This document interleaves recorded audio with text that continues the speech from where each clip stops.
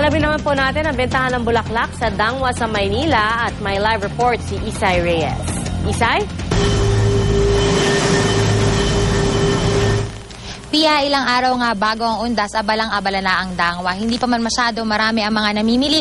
Ang mga tindero-tindera naman daw handang-handa na sa kanilang pagdagsa.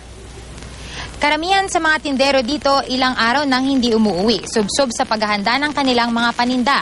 Hindi pa naman daw masyado marami ang mga bumibili, inaasahan nila na mamayang gabi o bukas ng umaga ang dagsa talaga ng mga ito. Mamayang gabi, maaaring tumaas na raw ang presyo. Nakadepende ito sa demand, pati na sa pagbabago ng presyo ng mga bulaklak na bumababa mula sa Baguio. Para hassle-free, may mga mabibili ng iba't ibang arrangement. Pero para naman sa mga gusto i-personalize ang arrangement o di kaya na may mas makamura, may mabibiling bouquet o pira-piraso pati mga paso at folk.